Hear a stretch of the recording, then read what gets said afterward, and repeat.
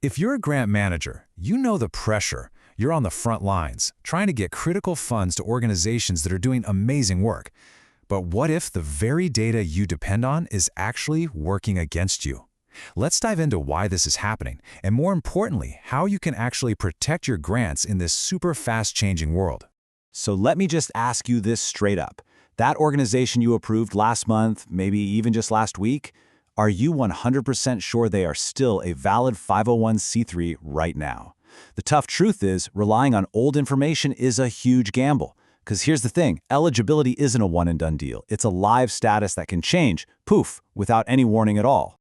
And the data absolutely backs this up. Recent insights show that organizations that have a documented, modern grant strategy are 3.1 times more likely to lock in consistent funding year after year. So you see, this isn't just about dodging risk. It's about building a rock-solid foundation for real sustainable impact. Which is exactly why the old way of doing things is, well, it's officially broken. That 5-year-old determination letter you have saved as a PDF, or that master spreadsheet that maybe gets updated once a quarter, today those aren't just inefficient, they are a major liability. They literally create the blind spots where your funds are the most vulnerable. Okay, so what are these dangers really? The ones lurking in your data. In this first section, we're going to pull back the curtain on the hidden risks that can quietly turn a successful grant into a total compliance nightmare. And we'll start with the most common one. The first and biggest trap is something called auto-revocation. It sounds kind of tactical, but it's dangerously simple. If a nonprofit fails to file its required tax forms, that's the Form 990, for 3 years in a row, the IRS just automatically revokes its tax-exempt status. It happens quietly, behind the scenes, but the consequences for you and your funding are immediate and severe. In this visual, this really says it all, doesn't it? A grantee that was perfectly compliant when you checked last quarter could easily be on the auto-revocation list today. The sheer speed of this change makes those manual spot checks practically useless the second you finish them. Oh, and it gets even trickier. There's another trap we call the reinstated status blind spot. So an organization might lose its status, right? But then they fix the issue and get reinstated by the IRS. The official IRS master file gets updated, but your CRM, your internal system, can lag behind by weeks, sometimes even months. You could end up incorrectly rejecting a totally valid applicant, all because your data is stale. All right, so as if keeping up with decaying data wasn't enough of a headache, there is a massive compliance shift coming up on the horizon that everybody needs to get ready for. This brings us to our second section, a new set of rules that are about to change pretty much everything. So, the IRS is fundamentally changing the game for any organization that operates under what's called a group exemption. The burden of proof has now shifted entirely onto you, the grant maker. Just looking up the parent organization and calling it a day, that's not going to be good enough anymore. So to be completely audit-proof, you now have to follow this new mandatory checklist. As you can see, Step 1, you still have to verify the parent organization's EIN. Then, Step 2, you have to get your hands on their most recent official roster of all their subordinates. Now, Step 3 is absolutely critical. You have to cross-reference the grantee's details exactly. And finally, Step 4, log everything to create an undeniable audit trail. No shortcuts.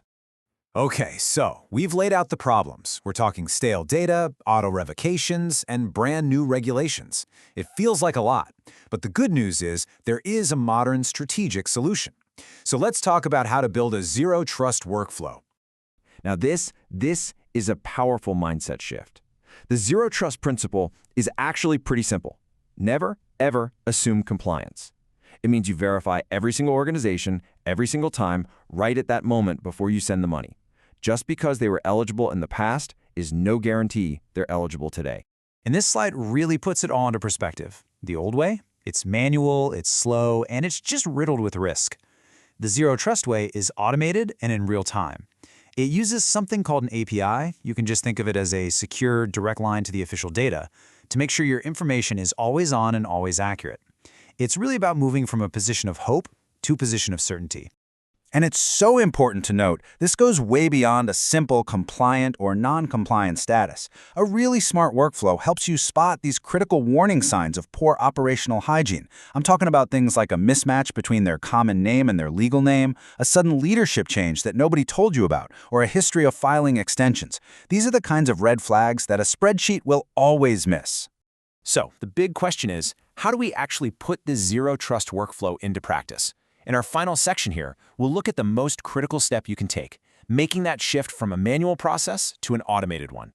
Picture this scenario. Instead of your team spending hours and hours chasing down tax documents or manually searching through databases, technology creates this live, seamless connection between the official IRS master file and your grant management system. What that means is your database is being continuously and automatically cleaned and verified 24/7. And the result of that? It's transformative. Just imagine a world where you completely eliminate those compliance bottlenecks. Imagine freeing up hundreds of hours for your team every single grant cycle, hours that they can then reinvest into what actually matters, finding and funding truly impactful work. And this quote really gets to the very heart of the matter. Your job, your entire mission, is to evaluate the impact of a program. It is not to become a forensic accountant chasing down tax documents all day. The right workflow gives you back the time and the energy to focus on your true purpose. So, this leaves us with one final thought.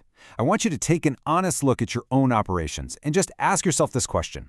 How much of your team's most valuable resource, their time, is being lost to manual, repetitive work that could and frankly should be automated?